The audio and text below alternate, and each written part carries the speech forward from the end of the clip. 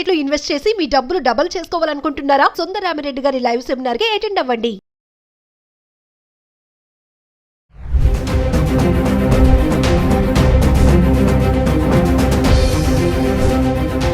నమస్తే, welcome back to Suman TV.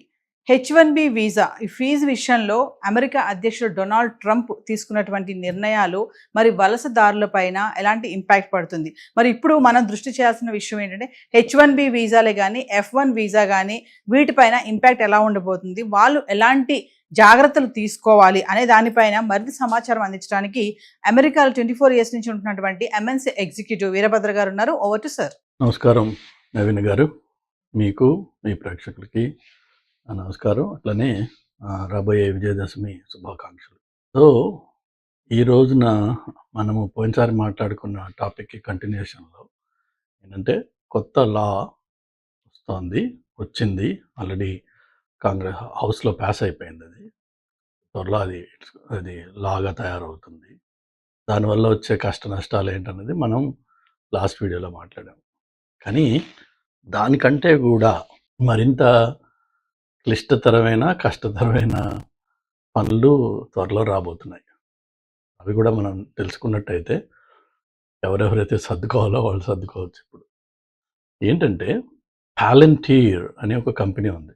పాలంటీర్ వాళ్ళకి multiple products ఉన్నాయి. పర్టికులర్గా వాళ్ళు ఏంటంటే డేటా రిలేటెడ్ టెక్నాలజీస్లో వాళ్ళు చాలా హై ఎండ్లో వర్క్ చేస్తారు. ఇనిషియల్గా అనలిటిక్స్ ఉండేది, తర్వాత ఏఐఎంఎల్ యాడ్ చేశారు. అట్లనే ఒరిజినల్గా వాళ్ళు ఫామ్ చేసినప్పుడు ఇనిషియల్గా వాళ్ళు మెయిన్లీ డిపార్ట్మెంట్ ఆఫ్ డిఫెన్స్ తోటి వర్క్ చేసేవాళ్ళు. బికాజ్ ఇక్కడ డిఫెన్స్ కాంట్రాక్ట్స్ చాలా పెద్దగా ఉంటాయి. కొత్త కంపెనీకి ఒక కాంట్రాక్ట్ మంచి దొరికిందంటే చాలు, 10 మందితో చేయాల్సిన అవసరం లేదు వాళ్ళకి. సో అక్కడ వాళ్ళు మొదలు పెట్టారు. అలానే ఆ కంపెనీ ఫౌండర్ ప్రెసిడెంట్ ట్రంప్కి చాలా close, belongs to the inner circle. అది ఇప్పుడు కమర్షియల్గా ఓపెన్ అప్ అయ్యింది, ఎక్స్పాండ్ అయింది. చాలా కంపెనీ పెద్ద పెద్ద కంపెనీస్తో వర్క్ చేస్తారు. But at the same time Trump second term మొదలైన తర్వాత ఇప్పుడు లేటెస్ట్గా ఒక కాంట్రవర్షియల్ డేటాబేస్ ఒకటి తయారవుతుంది ఫెడరల్ గవర్నమెంట్ లెవెల్. దాంట్లో ఏంటంటే రకరకాల డిపార్ట్మెంట్స్కి సెపరేట్గా ఉండే డేటా బేసెస్ ఏవైతే ఉంటాయో వాటిని అన్నిటినీ కనెక్ట్ చేసి HHS, homeland security, department of defence, IRS, SSN, అట్లా ఇంకా బోల్డ్ ఉన్నాయి. కానీ ఈ పెద్ద 4ని కలిపితే మీకు తెలిసేది ఏంటంటే వాళ్ళు ట్రాక్ చేయబోతున్నది ఏంటంటే, ఫర్ ఎగ్జాంపుల్ ఒక ప్లేస్మెంట్స్ కంపెనీ అమెరికాలో ఇండియన్స్ చాలామంది బాగా బాగుపడి బాగా సంపాదించుకున్న వ్యాపారం ఏంటి అంటే రిసోర్స్ ప్లేస్మెంట్. మొదట్లో ఇండియా నుంచి రిసోర్సెస్ని తీసుకొచ్చేవాళ్ళు, వాళ్ళకి వీళ్ళు H1 ఫైల్ చేసేవాళ్ళు. వాళ్ళు ఇక్కడికి వచ్చిన తర్వాత వాళ్ళని రకరకాల ప్రాజెక్ట్స్లో డిప్లాయ్ చేసేవాళ్ళు. దాన్ని కొద్దిగా ప్రాసెస్ని టైట్ చేయడం కోసం ఏం చేశారంటే ఒక 8-10 ఏళ్ల క్రితం మీరు క్యాండిడేట్స్ని ఇండియా నుంచి వితౌట్ రిక్వైర్మెంట్ తీసుకురాకూడదు, మీకు ప్రయర్ రిక్వైర్మెంట్ ఒకటి ఎంప్లాయర్ పబ్లిష్ చేసిన ఒక రిక్వైర్మెంట్ ఉంటే ఆ రిక్వైర్మెంట్ని బట్టి నువ్వు వెళ్ళి జనాల్ని హైర్ చేయొచ్చు అని చెప్పి ఒకటి పెట్టారు.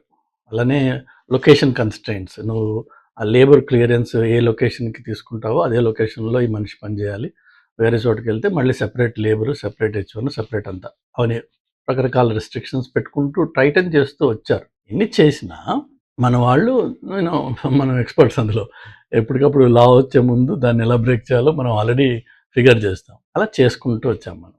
కానీ ఈ IRS ఏదైతే మాకు ఇంటర్నల్ రెవెన్యూ సర్వీస్ అని ఉందో, ఎక్కడి నుంచి అయితే ట్యాక్సెస్ అన్ని కలెక్ట్ అవుతాయో, ఎవరికైతే ట్యాక్సెస్ మేము ఫైల్ చేస్తామో అది సెపరేట్గా ఒక ఎంటిటీ. ఇటు ఇమిగ్రేషను, హోమ్లాండ్ సెక్యూరిటీ సెపరేట్గా ఒక ఎంటిటీ.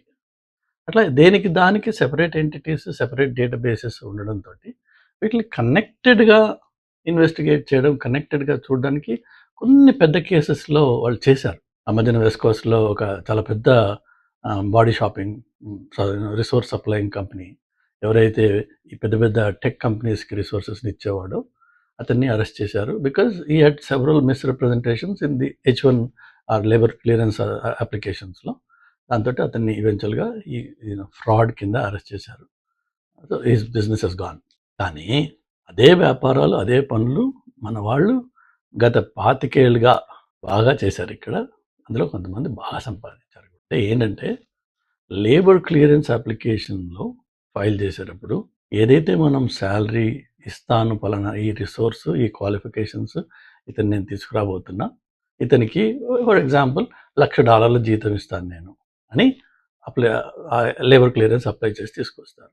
ఈ $1,00,000 ఉండాలంటే ఈ స్థాయిలో చదువుకున్నవాడు, ఈ స్థాయిలో ఎక్స్పీరియన్స్ ఉన్నవాడు, ఈ స్కిల్స్ ఉన్నవాడు నాకు కావాలి. అలాంటి వాడు అమెరికాలో దొరకడు. కాబట్టి నేను వాడిని బయట నుంచి తీసుకొస్తున్నా అని వీళ్ళు డిక్లరేషన్ ఇచ్చి ప్రాసెస్లోకి వెళ్ళి మొత్తానికి ఆ పర్సన్ని తీసుకొస్తారు. ఇక్కడ ఒక కథ ఎండ్ అయిపోయింది. అది ఆ డిపార్ట్మెంట్ వేరే. దాని తర్వాత డిపార్ట్మెంట్ ఏంటి? ఐఆర్ఎస్. అదెందుకు ఇక్కడ ఇప్పుడు ఇంపార్టెంట్ అంటే నువ్వు ఇస్తానన్నది ఎంత, ఇచ్చింది ఎంత, ఈ రెండింటి మధ్యలో ఇన్నాళ్ళు కనెక్షన్ లేదు. అంటే $1,00,000 జీతం ఇస్తానని చెప్పి ఒక మనిషిని తీసుకొస్తే వాడికి నువ్వు $1,00,000 పేరోల్లో నడిపావా లేదా? లేక వాడిని తీసుకొచ్చిన తర్వాత ఆబ్వియస్లీ ఆ వచ్చిన ఇమ్మిగ్రెంట్ ఎవరైతే ఉంటాడో is completely totally dependent on this guy who is bringing them. So వాడిని తీసుకొచ్చిన తర్వాత ఆ కాగితం మీద ఏమన్నా మర్చిపో, ఇదిగో నీకు 60,000 ఇస్తాను, నేను 65,000 ఇస్తాను, ఎక్కువ మాట్లాడామంటే ఇండియా పంపించేస్తాను, అక్కర్లేదు నువ్వు అని అంటే వాడు చేయగలిగిన దిక్కు దివాణం లేదు వాళ్ళకి. అలా చాలామంది చేశారు, అలా నడిచినాయి వ్యాపారాలు. కానీ ఈ రెండు డేటాబేసెస్లో కనెక్షన్ లేకపోయేటప్పటికి ఈ దందా బయటికి రాలేదు నాడు. ఇప్పుడు లేటెస్ట్గా తయారు చేస్తున్న డేటాబేస్లో ఫోకస్ ఏంటంటే ఈ దందాని ఎక్స్పోజ్ చేసి దీన్ని ఆబ్వియస్లీ ఫ్రాడ్ అది. ఎందుకంటే నువ్వు గవర్నమెంట్కి ఏం ఫైల్ చేసావు, 1,00,000 ఇస్తానని యాక్చువల్గా మనిషికి 60,000 ఇస్తున్నావు, 65 ఇస్తున్నావు, 70 ఇస్తున్నావు, whatever it is. If it is not 100K, then you have fraudulently applied for and gotten the visa approval. That counts as a fraud. Fraud means automatically jail time, automatically penalties, and automatically seizing the business. అలా రాబోతోంది. ఒకటి అదెత్తు. ఈ connected databases వల్ల జరిగే ఇంకొకటి ఏంటంటే immigration సర్వీసెస్కి చాలాసార్లు because they are disconnected, వాళ్ళకి తెలియదు ఈ క్రిమినల్ డేటాబేసెస్లో, ఫెడరల్ డేటాబేస్లో, స్టేట్ డేటాబేసెస్లో జరిగే రకరకాల it need not be a major crimes ఆటోమేటిక్గా ఎక్స్పోజ్ అయిపోతాయి. కానీ మైనర్ ఇన్సిడెంట్స్ ఏవైతే ఉంటాయో అవి ఇన్నాళ్ళు బబులప్ కాల, ఎందుకంటే ఇవన్నీ డిస్కనెక్టెడ్ డేటాబేసెస్. ఇన్ఫ్యాక్ట్ నేను ఇక్కడ కొత్తలో వచ్చినప్పుడు చాలామందికి రెండు సోషల్ సెక్యూరిటీ నెంబర్స్ ఉండగా చూశాను. ఎందుకంటే వాడు ఒక స్టేట్లో స్టార్ట్ చేసి, ఇప్పుడు నేను ఫస్ట్ అమెరికాకు వచ్చినప్పుడు 2000లో నా సోషల్ సెక్యూరిటీ నెంబర్ అప్లై చేసింది పిట్స్బర్గ్లో, పెన్సిల్వేనియా. బట్ అక్కడ నేను 6 నెలలో 8 నెలలో ఉన్నాను. దాని తర్వాత న్యూజెర్సీకి షిఫ్ట్ అయిపోయాను. లాస్ట్ 25 years నేను న్యూజెర్సీలో ఉంటున్నాను. కొంతమంది అలా ఆ రోజుల్లో ఏం చేసేవాళ్ళు అంటే ఇలా స్టేట్ టు స్టేట్ మారినప్పుడు వాళ్ళు ఇంకొక సోషల్ సెక్యూరిటీ నెంబర్ అప్లై చేయడం, లేక ఎంప్లాయర్ నుంచి ఎంప్లాయర్ మారి ఆ ఎంప్లాయర్ వేరే స్టేట్ వాడైతే ఆ స్టేట్లో మళ్ళీ ఇంకో సోషల్ సెక్యూరిటీ అలా అప్లై చేసిన వాళ్ళు ఉన్నారు కొంతమంది. అప్పుడు వాళ్ళ దగ్గర 2 సోషల్ సెక్యూరిటీ నెంబర్స్ ఉన్నాయి. అది ఎందుకు పాసిబుల్ అయిందంటే ఒక సెంట్రల్ ఫెడరల్ లెవెల్లో ఈ కనెక్టెడ్ డేటాబేస్ లేకపోవడంతో ఇలా డిస్కనెక్టెడ్ దీంట్లో ఉండినాయి కొన్ని. అది ఇప్పుడు ఈ కనెక్ట్ చేయడం వల్ల చాలా విషయాలు ఏవైతే స్టేట్ లెవెల్లో బరీ అయిపోయి ఉన్నాయో అవన్నీ they become accessible at the federal level. And లక్కీగా ఇప్పుడు ఏఐ ఏదైతే ఇన్నోవేషన్ ట్రాన్స్ఫర్మేషన్ మొత్తం ప్రపంచాన్ని ఊగిస్తుందో ఆ ఏఐతో ఈ పాలంటీర్ డేటాబేసెస్, పాలంటీర్ వాళ్ళ కేపబిలిటీస్ వాళ్ళ ప్లాట్ఫామ్లో వాడి ఈజీగా ఇలాంటి కేసెస్ని వాళ్ళు బయటికి తీస్తున్నారు. సో దానివల్ల జరిగేది ఏంటి?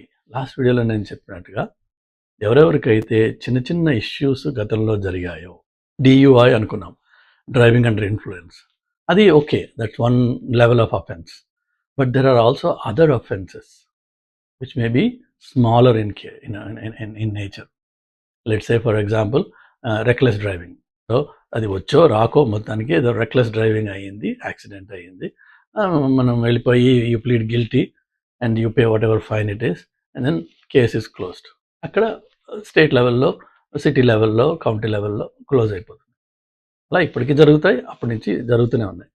కానీ ఇప్పుడు ఈ ఫెడరల్ లెవెల్లో ఒక కనెక్టెడ్ ఈకో సిస్టమ్ వచ్చేటప్పటికి ఏమవుతుంది అంటే ప్రతి మనిషికి, పర్టికులర్లీ నాన్ సిటిజన్స్ అంటే పర్మనెంట్ రెసిడెన్స్ మీద ఉన్నవాళ్ళు, గ్రీన్ కార్డు మీద ఉన్నవాళ్ళు, అలానే మిగిలిన అన్ని రకాల వీసాలు ఏదైనా సరే, it doesn't matter what visa, అన్ని రకాల వీసాల వాళ్ళు వీళ్ళందరినీ they are called non citizens. వీళ్ళకి స్టేట్ లెవెల్లో కానీ ఫెడరల్ లెవెల్లో కానీ ఏమాత్రం ఇలాంటి విషయాలు ఉన్నా అది చిన్న మైనర్ ఇన్ఫ్రాక్షన్ అయి ఉండొచ్చు, కానీ they going to take that up and make the person ineligible for any extension or renewal of that status. అంటే ఆ 3 ఏళ్ల పాటు H1 ఉండి ఒకవేళ ఎవరైనా ఇక్కడ ఉన్నారనుకోండి, H1 ఉన్న రోజులు ఇక్కడ ఉంటారు, కానీ ఎప్పుడైతే H1 రెన్యువల్కి వెళ్తారో ఇది ఫ్లాగ్ అవుతుంది, because now they are all connected. ఆ ఫ్లాగ్ అవ్వగానే they say you are not eligible, decline. If you're already in the US you have to leave. అలానే ఇలాంటి చిన్న చిన్న ఇన్ఫ్రాక్షన్స్ ఉన్నా కూడా వాళ్ళు గ్రీన్ కార్డ్ నుంచి సిటిజన్షిప్కి అప్లై చేయడానికి దే ఆర్ నాట్ ఎలిజిబుల్. వాళ్ళు ఉండొచ్చేమో ఇక్కడ, ఎందుకంటే వాళ్ళకి రెన్యువల్స్ అనేది లేదు. గ్రీన్ కార్డ్ కూడా రెన్యువల్ ఉంది, మళ్ళీ రెన్యూ చేసుకోవాలి, కానీ దానికి డ్యూరేషన్ కొంచెం ఎక్స్ట్రా లెంగ్త్ ఉంటుంది. బట్ వాళ్ళకి సిటిజన్షిప్ అప్లై చేసే ఎలిజిబిలిటీ తీసేస్తున్నారు. ఇవి రెండు కాకుండా ఇంకొక విషయం నేను చెప్పాలనుకున్నది ఏంటంటే, గ్రీన్ కార్డ్ హోల్డర్స్ ఎవరైతే అమెరికాలో ఉన్నారో, ఇంతకుముందు ఏదో వీడియోలో చాలా రోజుల క్రితం నేను చెప్పాను, ఇక్కడ చాలామంది వాళ్ళ పేరెంట్స్కి, ఎందుకంటే ఓన్లీ బ్లడ్ రిలేషన్కి మాత్రమే మనము స్పాన్సర్ చేయొచ్చు. ఇప్పుడు నేను సిటిజన్ అనుకోండి, మా అన్న తమ్ములకి, అక్క చెల్లెలకి, నేను మా అమ్మ నాన్నకి వాళ్ళకి నేను గ్రీన్ కార్డ్ స్పాన్సర్ చేయొచ్చు. అది ఒకప్పుడు 10 ఏళ్ళు 12 ఏళ్ళు 13 ఏళ్ళు అలా వెయిట్ పీరియడ్ ఉంటుంది, కానీ దానివల్ల బాగుపడ్డ ఫ్యామిలీస్ చాలా ఉన్నాయి. కానీ అలా కాకుండా ఉత్తనే గ్రీన్ కార్డ్ చేయొచ్చు కదా, చేసి పారేద్దాం, ఒక అప్లికేషన్ వేద్దాం, ఇప్పుడు అదే 10 ఏళ్ళకి వస్తుంది, వచ్చిన తర్వాత ఏమవుతుంది, ఆ గ్రీన్ కార్డ్ తోటి సరదాగా ట్రావెల్ చేస్తుంటారు బ్యాక్ అండ్ ఫోర్త్. వాళ్ళకి మళ్ళీ ఈ B1 B2లు ఇన్విటేషన్లు అవి అక్కర్లేదు అనమాట. Come here like permanent resident. 6 months 1 year ఉంటారు, మళ్ళీ వెళ్ళిపోతారు, మళ్ళీ 6 months 1 year తర్వాత మళ్ళీ వస్తారు వెనక్కి. అట్లా కొంతమంది పర్టికులర్లీ నార్త్ ఇండియాలో ఉన్న కొన్ని కమ్యూనిటీస్ దాన్ని బాగా వాడుకున్నారు. సో ఇప్పుడు కొత్తగా మానిటరింగ్ చేసేది ఏంటంటే, ఈ విధంగా గ్రీన్ కార్డ్ సంపాదించి అమెరికాలో తక్కువ టైం ఉంటూ అవుట్ సైడ్ ద యూఎస్ ఎక్కువ టైం ఉండే వాళ్ళకి they going to pull them up and cancel their green card. ఎందుకంటే నీ ప్రైమరీ రెసిడెన్స్ యూఎస్ కాదు, నీకు దగ్గర గ్రీన్ కార్డ్ ఉండొచ్చు, కానీ నీ ప్రైమరీ రెసిడెన్స్ యూఎస్ కాదు. నువ్వు సరదాగా ఏదో 6 నెలలు ఇక్కడ ఉంటున్నావు, మళ్ళీ పోయి 1 సంవత్సరం 2 సంవత్సరాలు ఇండియాలో ఉంటున్నావు, మళ్ళీ ఏదో వచ్చి 6 నెలలు ఉంటున్నావు ఇక్కడ. But you're basically an Indian resident that is carrying a green card from the US. That's not the way the purpose of, or the way a green card is supposed to work. You're supposed to be a permanent resident of the US and visit other countries and come back. ఆ equation ఎప్పుడైతే ఉల్టా అవుతుందో వాళ్ళు scrutiny చేసి ఆ green cards వాటిని cancel చేయబోతున్నారు అన్నమాట. సో ఇట్లా రకరకాలుగా ఎన్ని పద్ధతుల్లో ఈ ఇమిగ్రేషన్ని టైటన్ చేయాలో అన్నీ చేస్తున్నారు. ఇమిగ్రేషన్లో మంచి వార్త వచ్చింది, ఇండియన్స్కి పండగ, 2,500 కడితే గ్రీన్ కార్డ్ వచ్చేస్తుంది, 7 ఏళ్ళు ఉంటే గ్రీన్ కార్డ్ వచ్చేస్తుంది, 5 million కడితే గోల్డ్ కార్డ్ వస్తుంది. ఇవన్నీ హంబగ్. ఈ ఆన్లైన్లో, ఈ యూట్యూబ్లో జనాల్ని పిచ్చివాళ్ళు చేయడానికి తప్ప వచ్చే 4 ఏళ్ళ వరకు ఇమిగ్రేషన్లో ఎలాంటి శుభవార్తలు రావు. Things are only going to get tough. అన్నీ టఫ్ అవుతాయి తప్ప, అన్నీ క్లిష్టం అవుతాయి తప్ప ఈజీ అయిపోయి రెండు అని పిలిచే రోజులు పోయినాయి. ఒకవేళ ఈయన వెళ్ళిపోయిన తర్వాత కూడా 4 ఏళ్ల తర్వాత కొత్తగా వచ్చేవాడు ఎవడైతే ఉంటాడో వాడు ఓవర్ నైట్, రాత్రికి రాత్రి ఇదిగో నేను మార్చేస్తున్నాను మార్చలేడు. అంటే వచ్చే 10 ఏళ్ల వరకు దాదాపు ఇదే సిచ్యువేషన్ కంటిన్యూ అవుతూ ఉంటుంది.